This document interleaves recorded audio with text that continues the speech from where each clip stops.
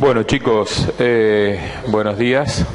A mí me resultaría más cómodo no hablar por micrófono porque tengo volumen natural, pero como se graban tengo que hablar por acá, así que van a tener que bancarse el vozarrón. Yo he preparado las clases de somatotrofina y hormonas tiroideas.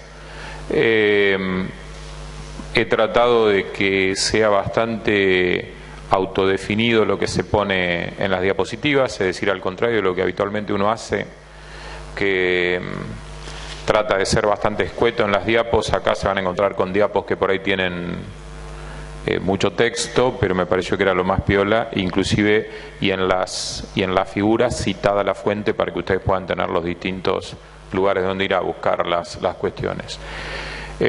Claramente vamos a dividir en dos la clase, primero somatotrofina y después las hormonas tiroideas. Saben que la somatotropina o somatotrofina, van a encontrar el término de los dos modos, es lo que se conoce como hormona del crecimiento. En general hemos heredado la nomenclatura del inglés, entonces la podemos encontrar como STH o como GH, es decir, Somatotrophin Hormone o Growth Hormone. Y para empezar vamos a ver qué es lo que se entiende por crecimiento. Es el aumento del tamaño de un tejido del organismo en general, y se puede dar por el aumento del tamaño celular, lo que se conoce genéricamente como hipertrofia. Se puede dar por aumento del número de células, hiperplasia, o por aumento de la matriz alrededor de las células. Son las diferentes formas de crecimiento. Nosotros hoy vamos a tratar la somatotrofina, pero en sentido estricto hay varias hormonas que influyen sobre el crecimiento de tejidos específicos, como la folícula estimulante sobre el ovario, la ACTH sobre la glándula adrenal, los estrógenos sobre la glándula mamaria y sobre el útero, y la TSH sobre la tiroides, así como la testosterona sobre la próstata en el hombre.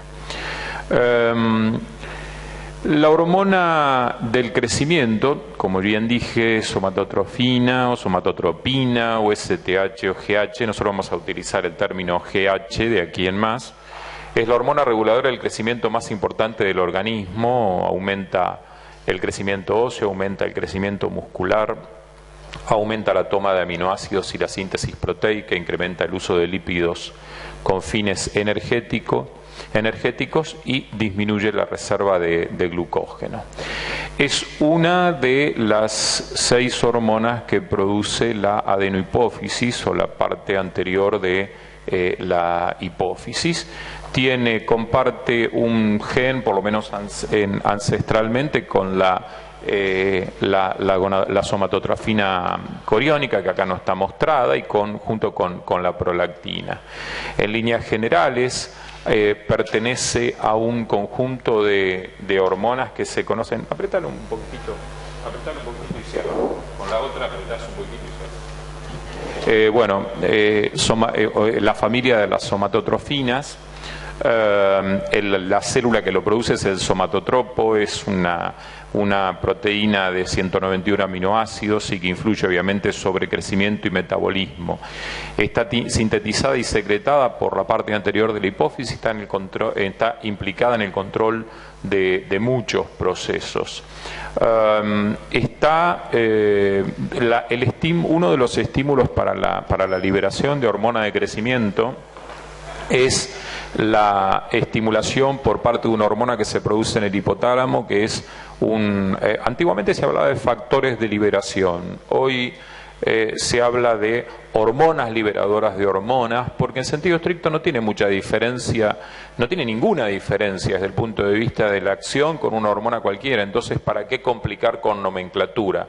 Se entiende, antes se llamaba factor liberador de la hormona de crecimiento, ahora medio hay un acuerdo de hablar de hormona liberadora de hormona de crecimiento, ¿no es cierto? Es hipotalámica, esta es un poquitito más chica, se produce en el núcleo arcuato y obviamente estimula la secreción del AGH.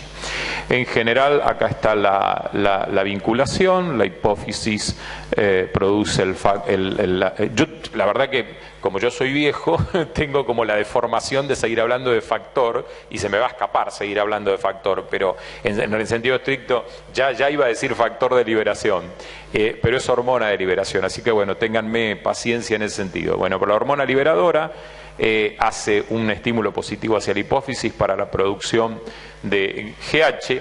Hay otra hormona que se produce básicamente en las paredes del estómago, pero que también se produce en el hipotálamo, que es la grelina, que la vamos a ver al final del día de hoy. Está como oscilando la luz, ¿no es cierto? Bueno, esperemos que no sea un mal presagio de la lámpara del proyector. La hipófisis anterior se ocupa de liberar la hormona de crecimiento, que tiene efectos sobre el tejido adiposo, sobre el músculo y sobre el hígado. Una cosa interesante es que a nivel del hígado produce la liberación de algunos factores de liberación, en este caso algunos factores como factores parecidos a insulina, en este caso está el factor número 1, hay también un factor número 2, o sea que muchas de las acciones de la hormona de crecimiento son mediadas por este factor de crecimiento parecido a la insulina. Las vías de retroalimentación son las clásicas, es decir, las vías largas hacia el hipotálamo y las vías más cortas también hacia la hipófisis. La antagónica por excelencia es la somatostatina, que es inhibidora de la producción del AGH. Esto es simplemente un grafiquito que les adherí acá para que puedan tener el eje un poquito más amable. En general, fíjense que, como les decía, acá dice Verne Levy, sexta edición, yo traté de extraer algunas figuras que me parece que están piolas. ¿Qué es lo que yo quiero ver acá? Bueno, en principio, los factores conocidos que modifican la liberación de hormona de crecimiento. La hormona de crecimiento puede modificarse por estrés, por ejercicio, por ayuno, por hipoglucemia aguda, por envejecimiento. Obviamente eso influye sobre las neuronas hipotalámicas, que lo que producen es la liberación de la hormona liberadora de hormona de crecimiento. Fíjense que acá está sobresimplificado, pero en general están asociados a este tipo de receptores que ustedes conocen muy bien y que derivan en la producción de, por ejemplo, de proteína quinasa A. Acá hay un receptor que es un dímero, en realidad en la posición extracelular, que es donde se pega la GH, y que acá la señalización es por otras proteínas quinasas, JAK y STAT, y bueno, y todos los efectos finales.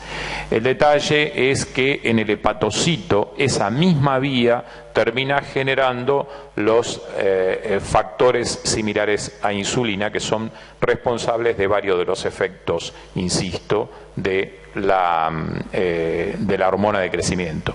La diferencia que tiene es que los receptores de estos factores son muy parecidos a los de la insulina. Acá simplemente lo que hice fue poner, esto es extractado de borón y bullpep. Esto inclusive les sirve porque dice la secuencia de lo que va ocurriendo y el proceso mediante el cual se produce la liberación de hormona de crecimiento, una vez más en receptores ligados a proteína G, en este caso de anilato ciclasa, AMP cíclico, PK, modificación del calcio, liberación de la GH. En sentido estricto, estas hormonas, las hormonas de crecimiento, tienen efectos genómicos, es decir, teniendo expresión. A ver, la hormona de crecimiento tiene muchos efectos, pero para su liberación, obviamente que es un efecto genómico, que en sentido estricto, partiendo de un pre-ARN mensajero, genera dos rutas. Fíjense en uno ARN mensajero de la prehormona del crecimiento, que es de 22,5 kilodaltons, y uno de 20. Los dos siguen la misma secuencia y los dos llegan a la producción de una hormona final. Sin embargo, esta hormona de 20 kilodalton sería de mucho menor efecto biológico y en realidad la que corresponde con el efecto biológico real de la hormona de crecimiento es esta hormona de los 191 aminoácidos que les mencioné anteriormente. Obviamente cuando se produce la hormona de crecimiento debe ser trasladada hacia los tejidos y para el transporte el 50% del transporte de la hormona de crecimiento en sangre está ligada a una proteína que pega hormona de crecimiento, que es la GHBP. Es idéntica, o sea, la GHBP es idéntica al sitio de pegado de la hormona del receptor, siendo probable un origen común con el RNA mensajero por splicing alternativo. El receptor, en sentido estricto, fíjense que tiene una región extracelular con dos subunidades, una región de transmembrana y una región intracelular. El pegado, la unión en este caso de la hormona de crecimiento a su receptor, resulta en la fosforilación de varios sustratos que son los que en definitiva tienen el efecto biológico que estamos buscando. Es decir, este receptor, al recibir la hormona, se produce una dimerización. A medida que vamos avanzando tenemos mayor complejidad. Esa dimerización termina fosforilando en primera instancia a estas proteínas, estas quinasas que son JAK. Los nombres estos no vienen muy al caso de dónde derivan, pero son tantas las quinasas que esta, por ejemplo, en inglés se llama just another kinase, es decir, apenas una quinasa más. Es decir, no hay, por eso les digo que tampoco se enloquezcan, pero sí, por ahí es fácil de acordarse, JAK. Esa JAK, cuando la recluta el receptor, termina convocando a la STAT, una segunda proteína que luego de fosforilada es la que puede ingresar al núcleo y generar todos los efectos genómicos que ya conocemos. En este caso, bueno, entre todas las variantes tenemos la formación de las somatomedinas, que son las responsables, como dijimos, de muchos de los efectos de esta hormona. En líneas generales es lipolítica y glucogenolítica. En cuanto a los efectos funcionales, aumenta el tamaño de células y estimula la mitosis, identifica el transporte de aminoácidos a través de la membrana, favoreciendo síntesis de los RNA mensajeros, induce la liberación de ácidos grasos del tejido adiposo, aumentando la concentración en líquidos corporales. En líneas generales, en el tejido adiposo disminuye la captación de glucosa y aumenta la lipólisis, por lo tanto se opone a el engorde, por decirle de manera más vulgar, es decir, se opone a la obesidad. En el hueso, en corazón, en pulmón, fíjense en que son todos procesos anabólicos que aumenta el tamaño del órgano, función del órgano. En el músculo, y lo mismo, aumento de masa corporal magra. En los condrocitos, fíjense, aumento del crecimiento lineal. Pero si le pega al hígado, el hígado termina produciendo estos intermediarios que también terminan teniendo efecto sobre los otros efectores que tenía la hormona de crecimiento de manera directa. Como dijimos, las somatomedinas heredan el nombre de Insulin-like growth factors. Son muy importantes en los efectos de la GH, por eso hablamos de un eje GH-IGF. Los efectos de la GH sobre el tejido óseo y muscular son mediados por estas somatomedinas. Básicamente es la IGF-1 y la IGF-2 que proceden del hígado. La GH obviamente actúa sobre el hígado, incrementando la producción de estas hormonas o de estos intermediarios que pasan a la circulación general y actúan incrementando el crecimiento. El receptor de IGF es muy parecido al de la insulina, o sea que tiene actividad tirosina quinasa. ¿No querés correrte? Porque me parece que te tapo cada una de las veces, ¿no? No tenés, mira, tenés lugares por todos lados.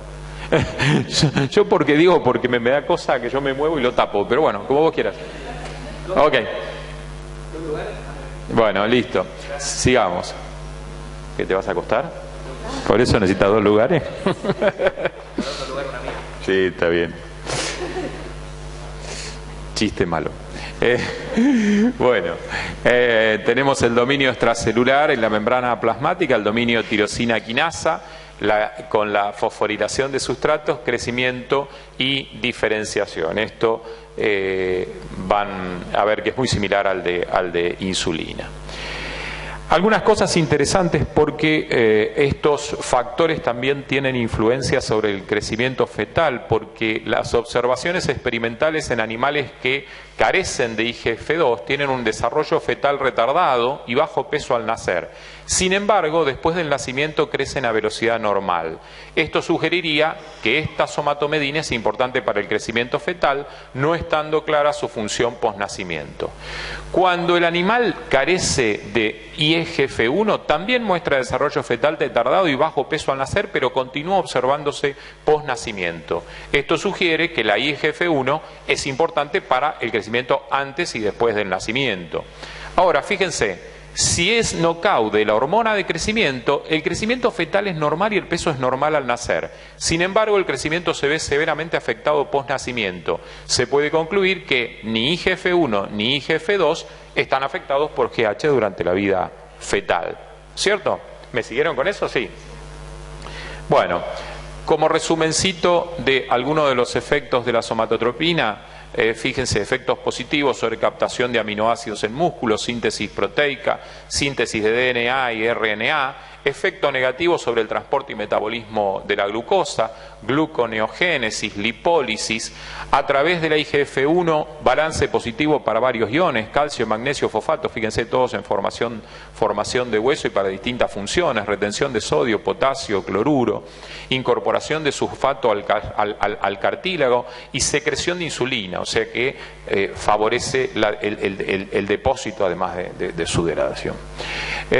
Tiene efectos diabetogénicos, ¿no es cierto? Es decir, en el músculo disminuye la captación de glucosa, en la grasa aumenta la lipólisis, en el hígado aumenta la gluconeogénesis y en el músculo, grasa e hígado, tiene resistencia a la insulina. Van a encontrar varias cosas que son como contradictorias, es decir, estimula tal cosa, pero estimula la otra que pareciera ser antagónica. Esto es un clásico de fisiología, es decir, en fisiología, la fisiología está plagada de grises. Es decir, el gris se compone entre un yin y un yang, y cuánto pesa uno y cuánto pesa el otro. En general, lo que menos aparece en fisiología es un blanco y un negro, ¿cierto? Esto estimula tal cosa. Muchas veces los efectos finales son del balance de dos cosas contrapuestas. En cuanto al patrón de secreción, la hormona de crecimiento es un ejemplo claro de patrón circadiano de crecimiento. ¿Nunca les dijeron alguna abuela o cosa por el estilo que crecen cuando están durmiendo? Bueno, la hormona de crecimiento tiene un patrón circadiano de crecimiento, de eliminación. Fíjense que aproximadamente a la medianoche es el pico. En realidad traje varias diapositivas distintas. Fíjense, esta es una que lleva esto está sacado del Boron y es un registro cada 5 minutos de cómo es la concentración de hormona de crecimiento, y fíjense que en la primera parte de la madrugada aparecen los picos. Cuando uno entra a comparar un niño con un varón adulto joven, observa que en realidad el niño tiene muchas más oscilaciones de hormona de crecimiento que lo que tiene el hombre. Durante el día el hombre adulto o la persona adulta. Ahora, si uno lo empieza a mirar en función de la vida, uno observa que el brote puberal o la explosión puberal está vinculado con una explosión de hormona de crecimiento, ¿no es cierto?, que se da aproximadamente entre los 12 y los 15 años. Fíjense que en este caso, en realidad, lo que se miden son los niveles plasmáticos de IGF-1, uno de los factores más involucrados. Fíjense que alrededor de los 12 años tiene el pico de IGF con el pico de crecimiento y luego la velocidad de crecimiento va decayendo. Fíjense que en sentido estricto, la velocidad del crecimiento en centímetros por año al principio fue muy grande. Recuerden lo que crece un niño desde que nace nomás, a los primeros 3 meses de vida, a los 6 meses de vida y al año de vida. Factores que alteran la secreción de la hormona. Está obviamente bajo el control hipotalámico y de la somatostatina. En general, como ya dijimos anteriormente, esta hormona liberadora de gonadotrofina está vinculada con un receptor que es GS. Ustedes conocen perfectamente lo que es GS, es AMP cíclico, lo cual aumenta la actividad del factor de transcripción PIT1, aumentando la síntesis y liberación de la hormona. La somatostatina, en cambio, está ligada a un GI, por lo tanto disminuye esto y hace los efectos contrarios a el anterior. Es decir, acá tenemos el factor de liberación vinculado a GS, acá tenemos la somatostatina vinculado a GI. Como ya dijimos, la liberación de GH es estimulada durante el sueño, pero esto por ahí ustedes todavía no lo conocen, pero durante el sueño no REM e inhibida REM.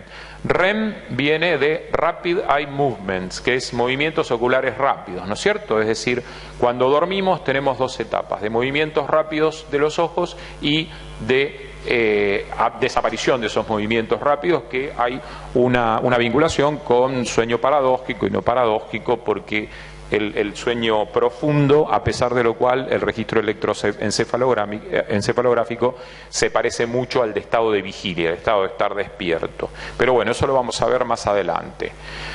Es también estimulada por el estrés y por el ejercicio, es inhibida por glucemia aumentada y estimulada por niveles altos de aminoácidos como la arginina.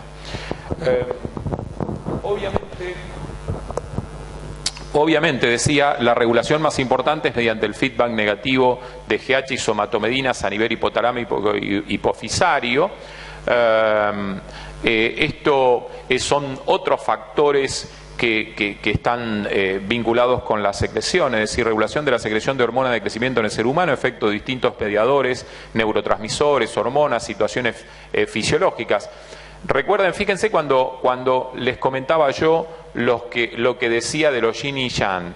Aun cuando tenemos noradrenalina, que a través de un efecto alfa-2 provoca estimulación de la GH, la misma noradrenalina, pero a través de beta-2 provoca inhibición. Lo mismo dopamina a partir de D1 y D2, y en algún trabajito que estará mencionado por acá, en pacientes acromegálicos, D2 termina teniendo inhibición. Y así tenemos distintas hormonas hipotalámicas, es decir, fíjense el cruce entre hormonas con la estimulación, porque acá tenemos distintos tipos de hormonas, no solo el factor de liberación. Acá seguimos con las hormonas periféricas como estradiol, testosterona, hormonas tiroideas, etc. Esto simplemente para que lo tengan de un modo un poco más ameno. Otros factores reguladores del crecimiento: los estrógenos sobre hueso inhiben la actividad osteoclástica. Ustedes creo que sabrán que las mujeres en edad fértil tienen una cierta protección de varios tipos a través de los estrógenos. En principio, protección cardiovascular y también con respecto a la osteoporosis. El tema es que en la menopausia, cuando hay una bajada muy grande de los niveles hormonales, ese escalón tan grande hace, por ejemplo, que tengan niveles de osteoporosis mucho más tempranamente que lo que tiene el hombre como masculino, digamos.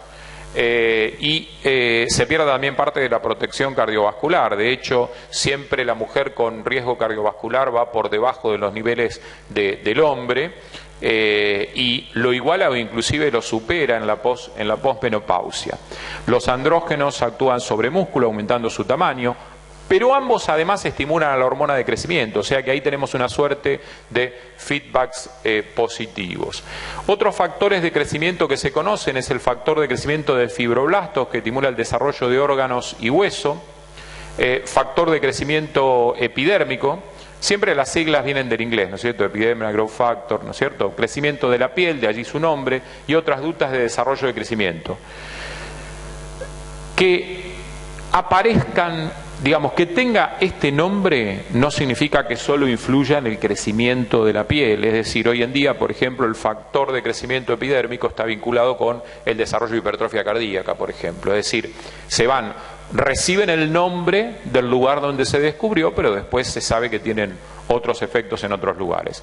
El factor de crecimiento nervioso, efecto protector de neuronas e inervación en general. Algunos ejemplos de otros factores que también aumentan la secreción de GH, bueno, como dijimos, el estrés. Esto es muy viejo, fíjense que es del año 1967, y fíjense que los experimentos están hechos en monos.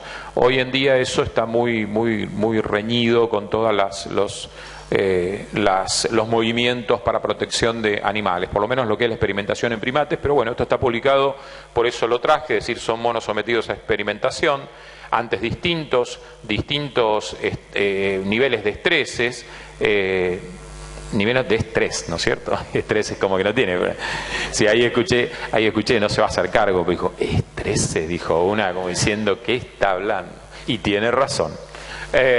Ante distintos niveles de estrés, ayer yo escuchaba a un lingüista y a veces la vorágine de estar hablando, es decir, la velocidad de estar hablando, te obliga a decir cosas erradas, pero que te das cuenta que están erradas en el momento.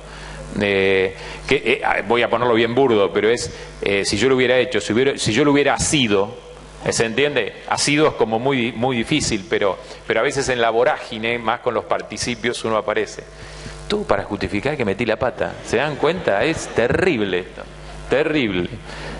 Bueno, dolor,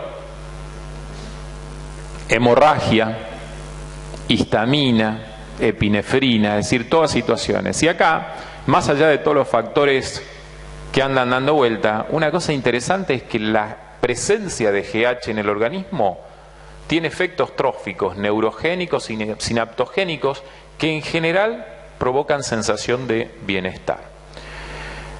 Creo que esta es una de las últimas para esta parte y simplemente esto es de Verne Levy, me pareció que era interesante porque hay una regulación complementaria entre la hormona de crecimiento y la insulina ante varias condiciones. Fíjense, la ingesta de proteínas provoca aumento de GH, aumento de insulina, aumento de las somatomedinas.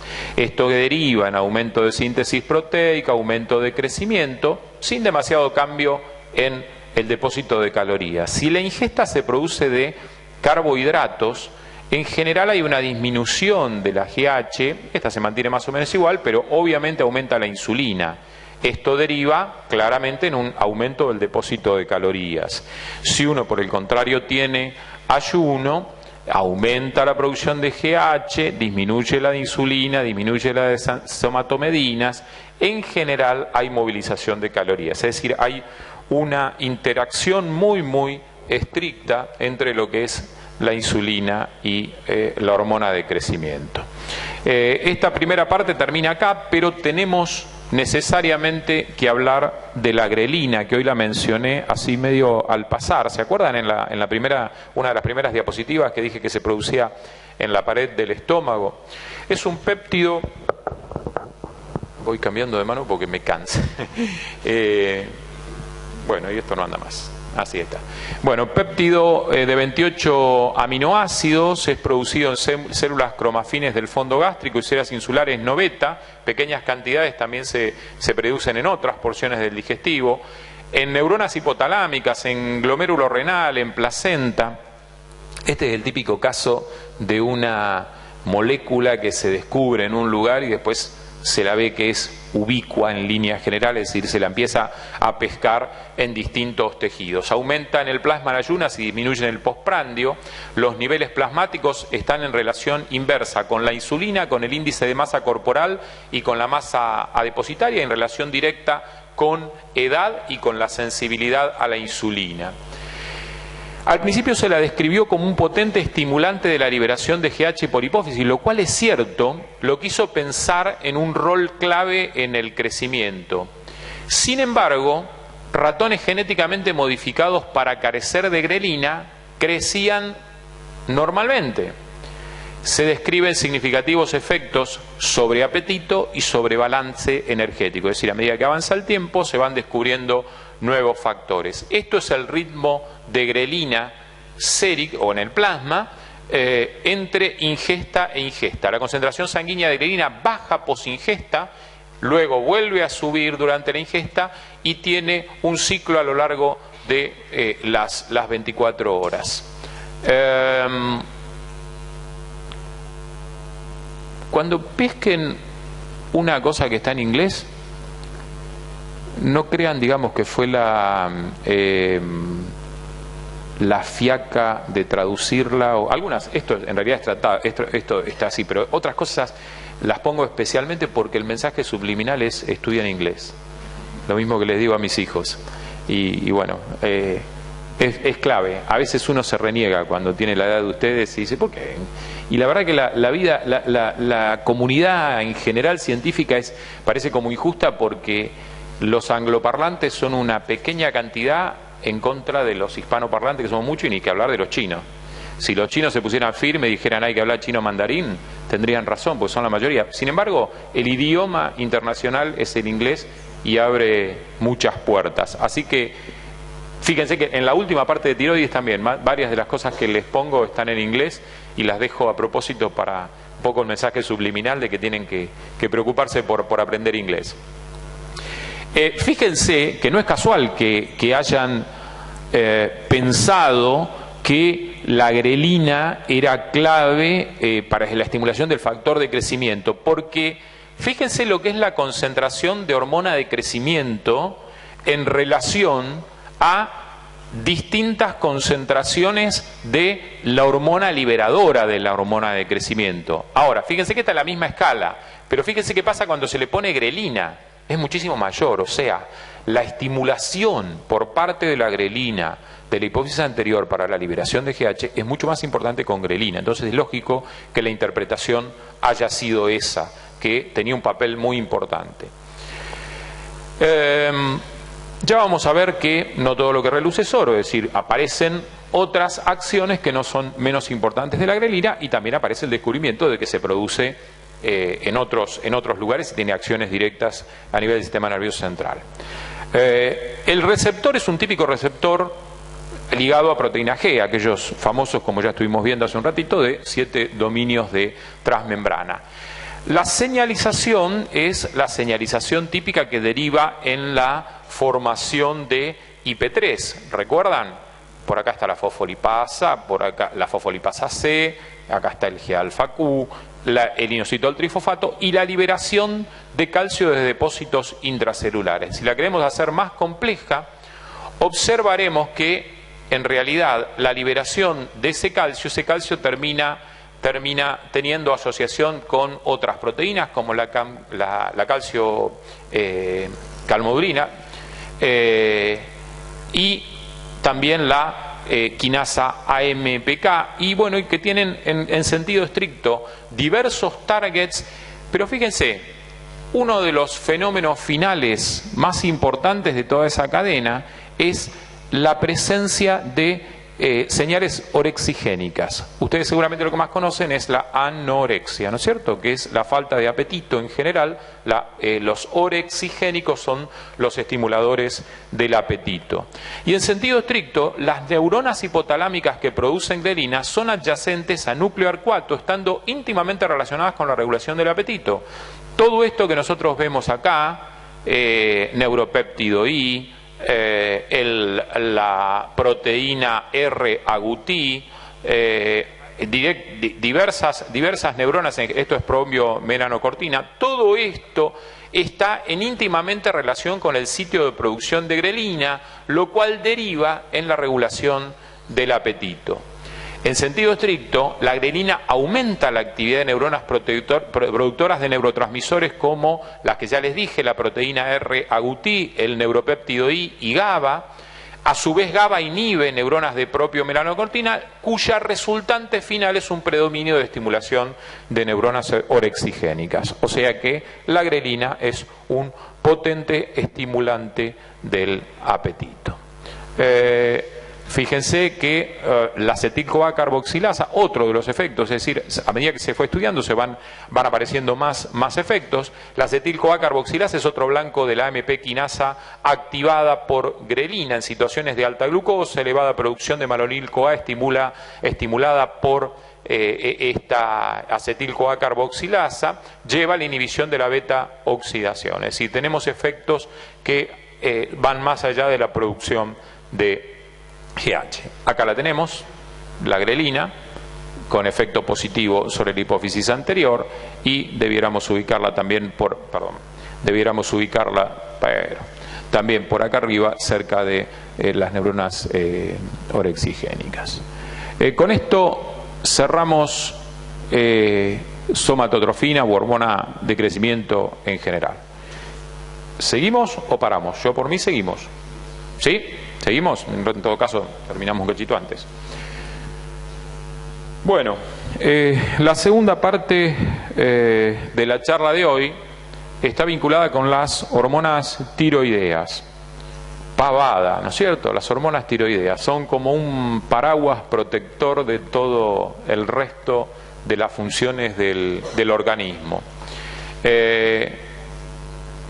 Está bajo el control es una hormona, la glándula tiroides está bajo el control de una de las hormonas adeno-hipofisarias. Simplemente esto para que recuerden, esta mariposita que aparece acá en la parte inferior del cuello, por debajo de la tráquea, se compone básicamente de lóbulos.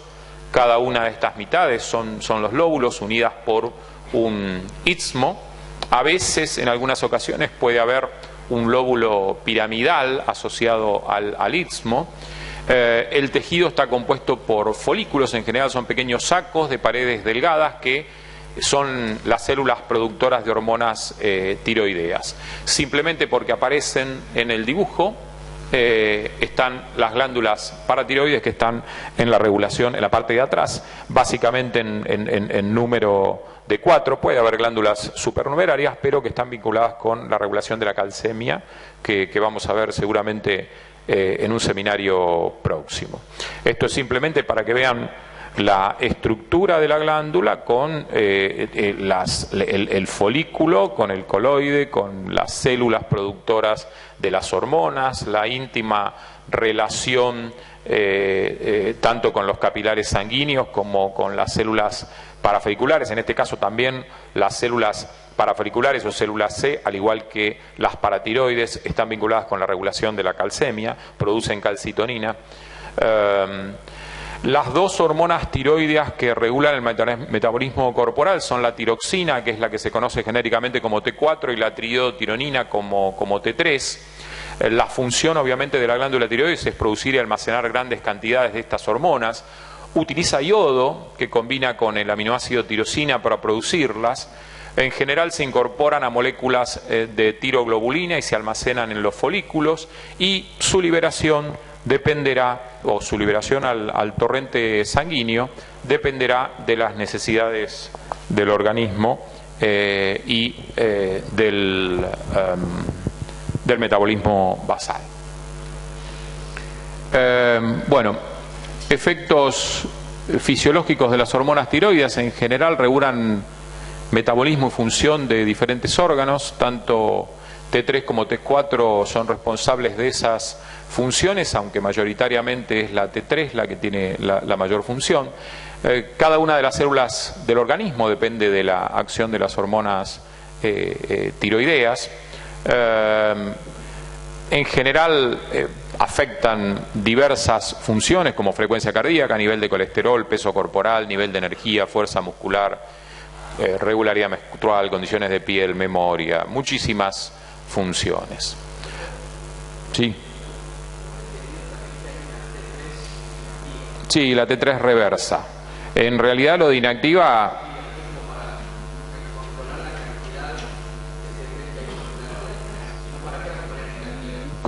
Bueno, a ver, si haces ciencia, el para está como... Es decir, eso es como un determinismo, es decir... hay muchas cosas que por ahí no tienen demasiada explicación, o sea, no hay que encontrarle el objeto, aunque pareciera en este caso como que es un ciclo que no lleva a nada, pero que existe la reversa y depende de una desyodación en una de las posiciones. Función biológica, tengo alguna cosa por ahí, pero no sé mucho, pero tampoco puedo explicarte el para.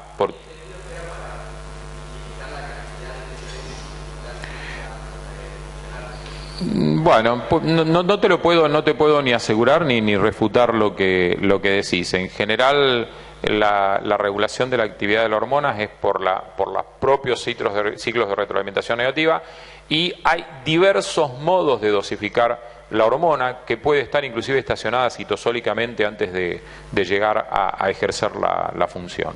Pero no estoy seguro que la T3 reversa pudiera compensar, digamos, sí que es una forma inactiva, obviamente, o forma más inactiva. Hablando del para, te vas a encontrar que uno de los receptores de T3, uno de los receptores T3 que se expresa, aparentemente no tiene función biológica descripta, lo cual ahí el para también es una cosa, ¿no es cierto? Muy bien. T3 y T4 son producidas en un círculo de retroalimentación negativa hipotálamo, hipófisis, glándula tiroides.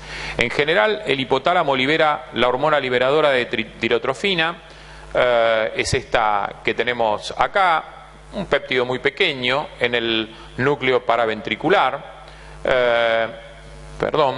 La TRH estimula las células tireotropas de la hipófisis para que secreten la hormona estimulante de la tiroides, que la llamaremos TSH. Esta TSH es las células del tireotropo, ya es una proteína mucho más grande. La TSH estimula la tiroides para la producción de T3 y T4, que se liberarán y circularán por la sangre hacia todos los órganos. La hipófisis detecta cambios en los niveles de T3 y T4 y liberará más o menos TSH en relación inversa a los niveles circulantes de hormonas, ¿no es cierto? Es decir, cumpliendo con el encendido o el apagado de la tiroides. En general, los niveles circulantes de T3 y T4 también influyen sobre el factor de liberación hipotalámico, es decir, acá simplemente lo que les pongo es el circuito de retroalimentación para que les quede lo que acabamos de ver, es decir, tenemos lazos cortos hacia la propia hipófisis y lazos largos hacia el hipotálamo.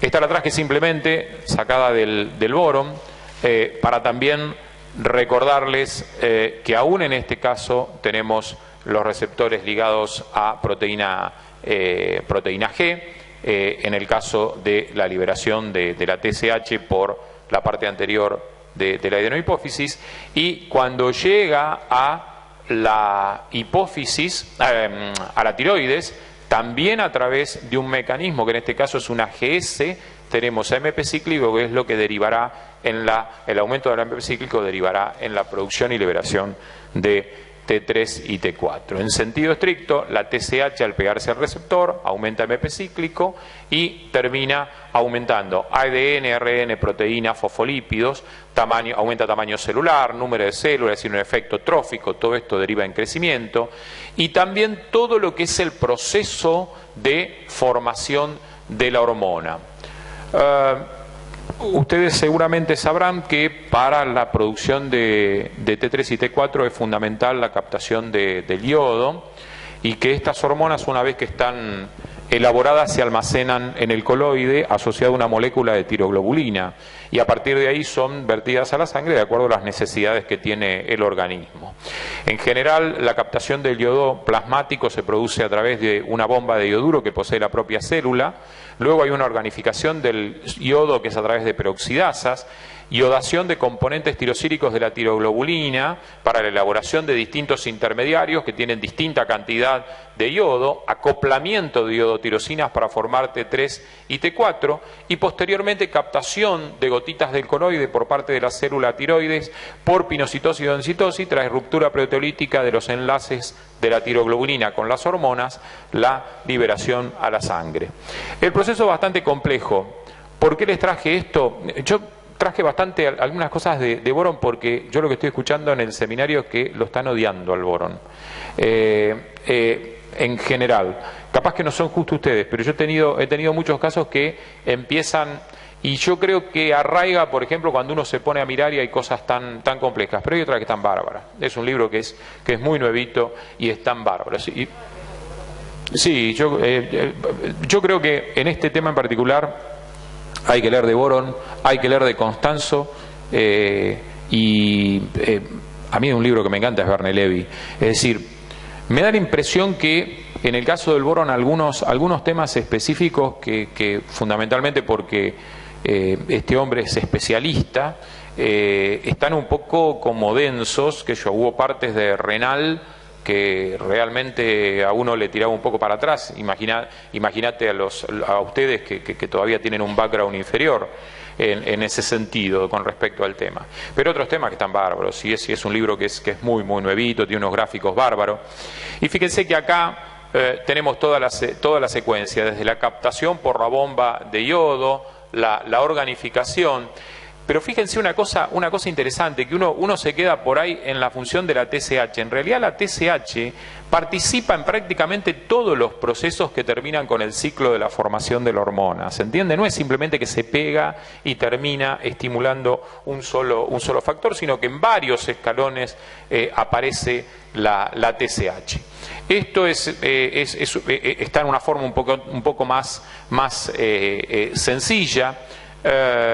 Ven, aparecen nombres y se los van a terminar acordando porque son nombres simpáticos, pero llega un momento que te pone en la cabeza así, no tanta cantidad de nombres.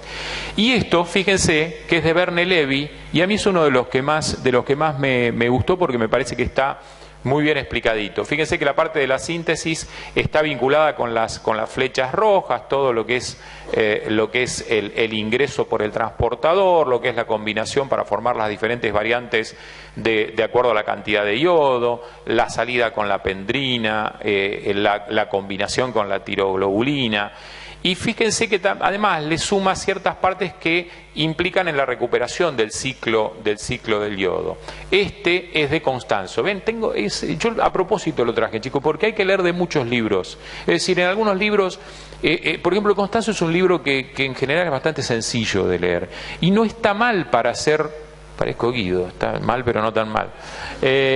No está mal para una lectura inicial, porque te hace dar un panorama en general, es un poquito más cortito, y entonces esto te sirve. Y de hecho, esto es muy parecido a un dibujito que tienen para completar en el seminario que viene de endocrino. No sé si lo tienen, si ya lo han bajado. Así que es muy parecido al que está en el Constanzo. Esto es simplemente para que ustedes les queden.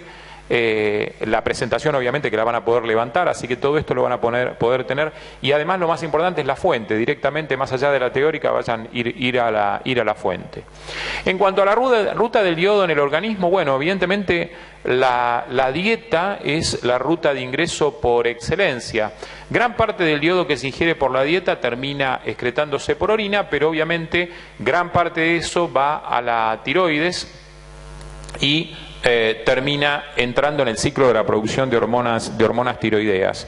Como dato extra, en general no son muy abundantes las fuentes de yodo naturales, es decir, no hay muchos alimentos que tengan yodo. En general la sal de mesa es la que tiene el yodo o las partes por millón de yodo agregados. Eso después empezó en contradicción con el tema de la disminución del agregado de sal de mesa, ¿no es cierto?, por todos los problemas de hipertensión y todo eso. Pero en general la sal que se sigue usando cotidianamente es una de las rutas de incorporación de yodo. Este grafiquito también es de Verne Levy, que vale la pena aclarar que tiene una cosa que le faltaría, que hay aparentemente por el proceso de degradación de las hormonas, hay también una vía de recuperación de yodo endógeno. De hecho, hay experimentos que aún en dietas absolutamente libres, experimentales, ¿no es cierto?, en dietas libres de yodo, hay producción de hormonas tiroideas que en realidad sería parte del ciclaje del yodo natural de esas hormonas. Fíjense que en general la forma en que aparece mayoritariamente es la T4, aproximadamente 80%, la T3 en un 20% y un porcentaje muy chiquitito de la T3 inversa que habías mencionado vos anteriormente. A pesar de eso, en general la forma más activa es la T3, ya vamos a ver en sentido estricto por qué. En cuanto al transporte y la distribución celular, obviamente que te transportan asociadas a proteínas, como albúmina, como la tiroxina, una globulina que pega a tiroxina, esta que es difícil de mencionar, que la transtiretina, que también conocida como prealbúmina o TBPA. En general la T4 se une a la TBG, es decir, a la Thyroxine Binding Globulin en un 70%, a la albúmina en un 20% y a la TTR en aproximadamente un 10%.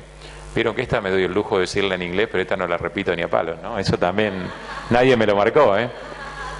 Bueno, eso por lo difícil que es decirla. Pero nadie me lo marcó. ¿Vos fuiste la que me dijo lo de los estreses? ¿Quién fue la de los estreses? Mirá, nadie se hace cargo, ¿eh? Es una cosa de locos esto. Bueno, la T3 se une principalmente a TBG, 80%, y el resto a albúmina y TTR. Es importante recordar que albúmina, TBG y TTR se producen en el hígado. Oscilaciones, obviamente, en la síntesis por diversas causas modifican también la presencia de hormonas tiroideas, o sea que algunas afecciones hepáticas, obviamente, que terminan en la producción de proteínas, entre todo el lío que provoca, que algunas de esas cosas ya la hemos visto en el seminario anterior de hígado, también provoca la distribución o altera la distribución de este tipo de hormonas. La TTR también se origina en los plexos coroideos y se la ha implicado en el mecanismo de entrada de T4 al sistema nervioso central. La producción de TBG está bajo el control de estrógenos, además, por lo que hay aumentos de TBG y de las concentraciones de T3 y T4 en mujeres que reciben anticonceptivos orales y durante el embarazo. Se cree que las proteínas transportadoras, además de constituir, digamos, un pool de reserva de la hormona, asegurarían una distribución uniforme de este tipo de moléculas que son hidrofóbicas, ¿no es cierto?, por todo el sistema circulatorio y en todas las células del organismo. En cuanto al mecanismo de acción, bueno, acá tenemos un primer lío, y es el hecho de cómo las hormonas tiroideas entran a la célula. Recuerden que cuando uno tiene efectos genómicos es fácil pensarlo desde el punto de vista de las hormonas esteroideas, pero cuando uno tiene una hormona esta que deriva de la tiroxina, que no son esteroideas, obviamente, empieza a tener más complicaciones. Podría ser por difusión pasiva, aunque se han descrito mecanismos de transporte activo, de transporte facilitado, en algunas líneas celulares de cultivos, neuroblastomas, fibroblastos, células musculares y hepatocitos, lo cual cuando uno después hay que traspasar esto a la vida real, ¿no es cierto? Una vez en el interior celular se unen a receptores nucleares. La secuencia de eventos que incluye es desyodación de T4 a T3 mayoritariamente. Y ahora les voy a mostrar por qué mayoritariamente, en otra figura sacada también del borón. Unión de T3 al receptor, que se llama TR, unión elementos de respuesta a hormona tiroidea, TRE, también del inglés, estimulación e inhibición de genes específicos. Los receptores de T3, que ya dijimos llaman TR, o genéricamente los vamos a llamar TR, son factores de transcripción que reconocen secuencias específicas reguladoras en los genes diana, llamadas elementos de respuesta a hormona tiroidea. La actividad transcripcional de estas proteínas está modulada obviamente por el pegado del ligando al receptor. En ausencia del ligando hay una fuerte actividad represora, o una actividad represora de la actividad génica, y la unión a la hormona puede producir dos efectos: anular la represión y por tanto generar el inicio de la transcripción, o aumentar directamente la transmisión génica dependiendo de la dosis de la hormona y del gen diana. A veces simplemente sacar la represión es el estímulo suficiente como para que aumente la expresión del gen. En otras veces se potencia el efecto del gen, eso quiero decir. Se conocen básicamente dos formas de TR, alfa y beta. Esto es un dato anexo, pero que no importa demasiado. Dan lugar a distintas formas por splicing alternativo. El alfa 1, el alfa 2 no une hormona. Esto es lo que te decía yo anteriormente. Es un receptor supuestamente para hormona tiroidea, no une hormona, no pega hormona. Beta 1 y beta 2. En general, el alfa 1 predomina en músculo cardíaco y esquelético y en grasa parda. El beta 1 es la isoforma más abundante en hígado, riñón y cerebro. El beta 2 es especialmente abundante en hipófisis, aunque también se ha detectado en hipotálamo durante el desarrollo. El receptor ejerce su acción sobre la transcripción mediante interacción con proteínas correguladoras que no se unen al DNA, sino que establecen interacción proteína-proteína con el receptor por un lado y con la maquinaria de expresión por el otro. ¿Se entiende? Estas proteínas correguladoras pueden ser correpresoras o coactivadoras según medien efectos sobre represión o sobre activación.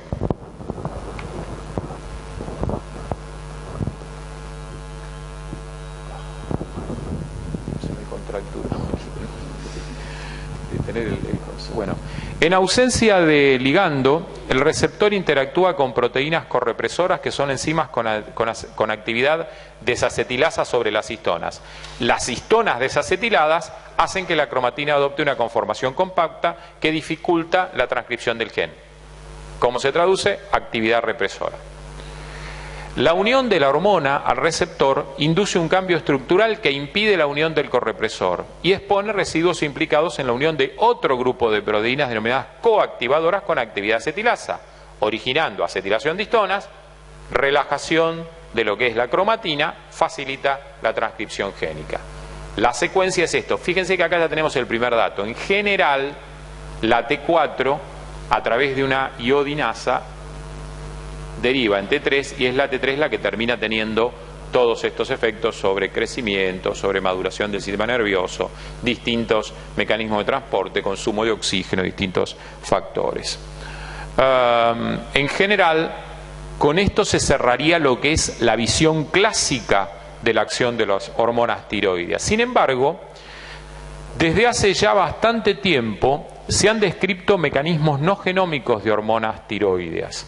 Fíjense que toda esta chorrera que le traje simplemente acá para que vean los años, que no estamos hablando de algo que ocurrió ahora, sino que hace más de 30 años, años 78, años 79, 80, 81, empezó a observarse que no todos los efectos dependían de la transcripción génica.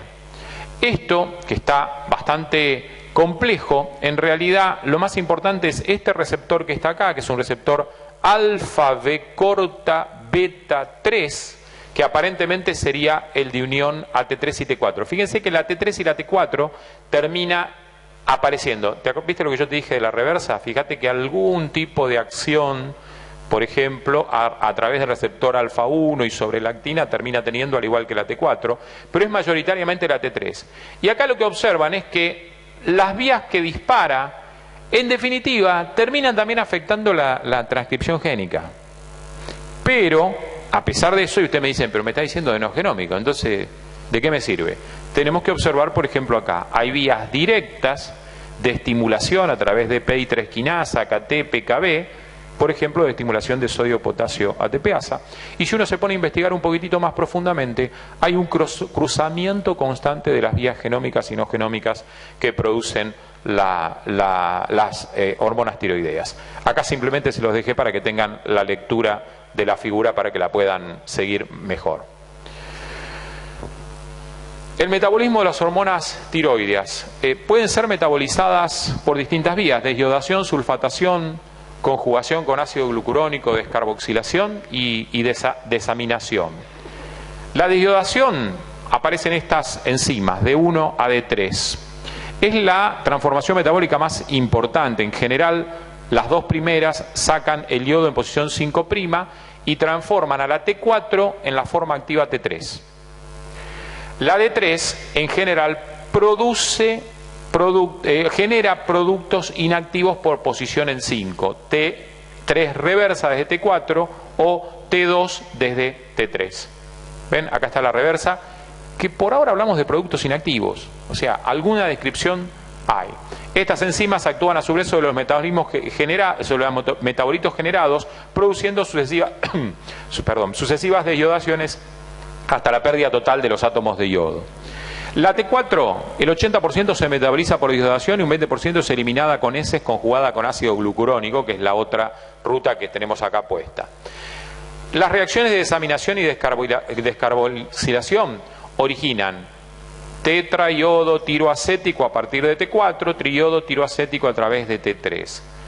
Y este dato es interesantísimo. La sulfatación, mediante sulfatasas, es un fenómeno que es reversible y se ha sugerido que las formas sulfatadas representarían un estado de depósito hormonal fundamentalmente durante el periodo fetal, es decir, la posibilidad de disponer otro pool de hormonas como ahí en el banco de suplente, digamos. Acá se enumeran la mayor parte de los efectos: crecimiento y desarrollo, metabolismo de hidrato de carbono, metabolismo de lípidos, producción de calor y metabolismo basal, peso corporal, requerimientos vitamínicos, aparato cardiovascular, aparato respiratorio, digestivo. Bueno, prácticamente no hay función que escape a la acción de las hormonas tiroideas. Entre los efectos genómicos de las hormonas tiroideas, fíjense que yo acá le circundé el T3, pero también le circundé el T4, porque según Boron, ambas formas son las que podrían entrar a la célula y generar todo la maquinaria que deriva, por ejemplo, en el aumento de la bomba sodio-potasio TPasa, que está vinculada estrechamente con la reincorporación de otras moléculas a distintas células, por el tema de todo lo que es secundario a lo que es el ingreso de sodio a las células, ¿sí? Enzimas gluconeogénicas, enzimas respiratorias, cadena pesada de la miosina, receptores beta adrenérgicos y muchos otros. Acá simplemente está la misma ruta, pero para que vean que aumenta todo lo que es la eyección cardíaca, todo lo que es la ventilación, el consumo de oxígeno, efectos metabólicos, aumento de la ventilación, aumento de la función renal, disminución de la masa muscular, termogénesis, tenemos diferentes factores. Entre los efectos no genómicos de las hormonas tiroideas se puede mencionar modulación del sistema inmune, potenciación de la respuesta antiviral a interferón gamma y la migración celular, activación de STAT, recuerdan que la conocíamos anteriormente en la somatotrofina, y producción de óxido nítrico, modulación de la actividad de canales iónicos en tejido cardíaco, vascular y nervioso, potenciación de contracción y relajación del músculo cardíaco, efecto vasodilatador, facilitación de la expansión de células progenitales en el desarrollo de la corteza cerebral. Y una cosa muy importante, también se ha asociado a patologías como el cáncer, obviamente con todo el efecto trófico claramente no podía escapar a esta función, participando tanto en la proliferación y angiogénesis como en la supervivencia celular, y se ha detectado una comunicación cruzada, en este caso, obviamente, ya si lo ven por lo anterior, entre las rutas genómicas y no genómicas, y hay mucha expectativa que la caracterización más precisa de estas vías podría dar lugar al estudio de nuevas estrategias terapéuticas para combatir ciertos tipos de cáncer. Es tan compleja la acción de las hormonas tiroideas que ejercen efectos a distintos niveles. A nivel de membrana, bueno, obviamente ya hablamos de la activación de sodio-potasio ATPasa, ese efecto no genómico que les mostré, favoreciendo ingreso de aminoácidos, glucosa, nucleótidos, y en el caso de células musculares y nerviosas, modificando la actividad de canales que terminan modificando también todo lo que es la despolarización, canales que dependen de voltaje. A nivel citosólico se han detectado receptores, y aquí la función es poco conocida, pero aparentemente es otra vía de almacenamiento de las hormonas. Es una suerte de estacionamiento de las hormonas citosólicamente que, cuando hay modificaciones o necesidades, se pueden liberar, y es un acceso mucho más fácil para todo lo que es el mecanismo que después termina, por ejemplo, transduccional. O transcripcional. A nivel mitocondrial estimula a la adeninonucleótido translocasa, favoreciendo la síntesis de ATP y aumentando el consumo de oxígeno, efecto que complementa además con la inducción de la síntesis de citocromos y proteínas de fosforilación oxidativa. Importante, vinculado con esto, la mitocondria expresa TR en su membrana, responsable de disparar respuestas genómicas por T3 en la propia organela. ¿Sí? No ya pensemos en el núcleo, sino en la propia organela. Bueno, obviamente a nivel nuclear todo lo que hemos mencionado anteriormente. Y también participan en el metabolismo de neurotransmisores, favoreciendo activación de enzimas como acetilcolinesterasa o modificando la expresión de receptores. Por ejemplo, la regulación de receptores beta adrenérgicos por desenmascaramiento. El desenmascaramiento, muchas veces lo que se entiende por desenmascaramiento es receptores que ya están expresados pero que no se manifiestan en el lugar donde se les puede pegar el agonista, ¿no es cierto? No es una respuesta genómica per se, sino que es una suerte de externalización del receptor. Lo pone disponible para el agonista, ¿sí? Entre las acciones biológicas, bueno, una de las cosas fundamentales que tenemos que tener en cuenta es que son pleiotrópicas. Habrán escuchado nombrar este término, tienen efectos múltiples. Uno de los más conocidos es la estimulación de la producción de calor, en la mayoría de los tejidos, excepto en el encéfalo, en el vaso y en el testículo. Aumento de la expresión de la hormona de crecimiento, la que a su vez sinergiza la acción de hormonas tiroideas, es decir, la propia, y hay como una suerte de loop positivo.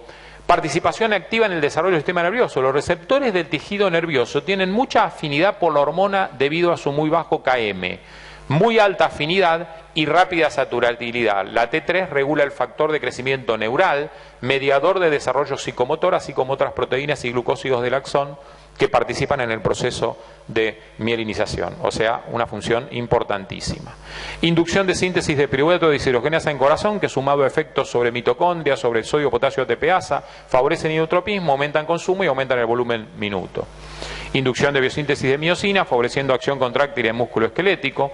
Inducción de síntesis de transaminasas y proteínas plasmáticas y de la enzima málica del hígado, órgano que también participa en el catabolismo de las propias hormonas. No solo es target de la hormona, sino que también es el encargado de el clearance de la hormona, por decirlo de algún modo. En general, obviamente que hay una estimulación general de la síntesis proteica con diferente especificidad por tejido, así como la incorporación de aminoácidos, ¿no es cierto?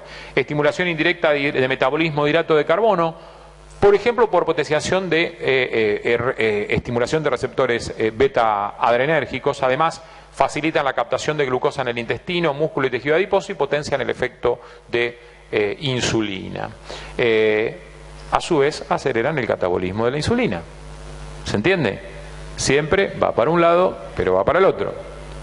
Estimulación de la lipólisis en el tejido adiposo en forma directa por su efecto sobre las enzimas y en forma indirecta por potenciar estímulos una vez más beta-adrenérgicos, favoreciendo beta-oxidación por disponibilidad en músculo e hígado. Facilitación de eliminación de colesterol, su conversión a ácidos biliares y aceleración de recambio de EDL, posiblemente por estimulación de degradación y de síntesis de receptores de LL. En líneas generales podemos decir que deprimen la concentración de colesterol plasmático. Aumento de la demanda de coenzimas y de las vitaminas de las cuales derivan, por ejemplo, la flavina mononucleótido y la adenina dinucleótido, que vienen a partir de riboflavina. Requiere estimulación de la enzima flavoquinasa por hormonas tiroideas. Participación en el metabolismo de vitaminas liposolubles, son necesarias para la formación de la vitamina A partir de caroteno y la conversión de vitamina A en retineno, pigmento necesario para la adaptación visual a la oscuridad. Y durante el desarrollo embrionario, el eje hipófiso tiroideo del feto funciona casi independientemente de la madre. Las hormonas tiroideas no participan mucho del desarrollo somático, pero condicionan de modo clave la fase final de maduración esquelética, la maduración prenatal tardía del pulmón, y se requieren para el desarrollo normal del encéfalo y la función intelectual antes del nacimiento o poco después de él. Esto hace que el diagnóstico de hipotiroidismo neonatal sea de extrema urgencia. Sin embargo, es muy difícil de detectar por el examen físico, por lo que la única forma es a través de concentración sérica de T4 o de TSH. En conclusión, las hormonas tiroideas influyen sobre multiplicidad de procesos metabólicos porque modifican concentración y actividad de enzimas, metabolismo de sustratos, vitaminas y minerales, secreción y degradación de prácticamente todas otras hormonas y la respuesta de sus tejidos efectores a ellas. Por lo tanto, se podría decir que ningún tejido o sistema orgánico escapa al efecto de las hormonas tiroideas. Yo, lo mismo que dije al inicio, las hormonas tiroideas son como una suerte de paraguas protector sobre la función que está por encima, por encima de las otras hormonas. Es decir, es como que es regulador de todos los otros procesos.